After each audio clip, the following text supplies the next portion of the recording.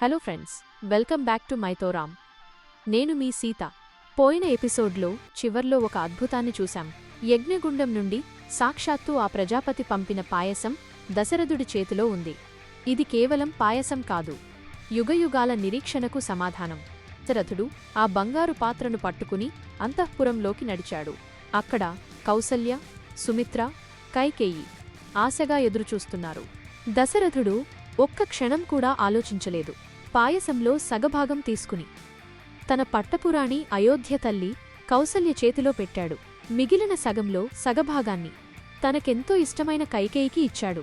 ఇక మిగిలిన 2 భాగాలను కౌసల్య, కైకేయి ఇద్దరూ కలిసి సుమిత్ర చేతిలో పెట్టారు. గమనించారా ఫ్రెండ్స్? సుమిత్రకు 2 సార్లు పాయసం లభించింది. అందుకే ఆమెకు 2 కుమారులు, కవలలు పుట్టబోతున్నారు. అది విధి నిర్ణయం. ఆ 3 రాణులు ఆ పాయసాన్ని స్వీకరించారు. అంతే, ఆ క్షణమే వారి గర్భంలో దివ్య తేజస్సు ప్రవేశించింది. అయోధ్య అంతా ఒక తెలియని కొత్త వెలుగు నిండిపోయింది. నెలలు గడిచాయి. వసంత ఋతువు వచ్చింది. చెట్లన్నీ పూలతో బరువుగా వంగి ఉన్నాయి. గాలిలో మల్లెపూల వాసన, నదుల్లో నీళ్లు అమృతంలా మారాయి. ప్రకృతి ఆనందంతో నాట్యం చేస్తోంది.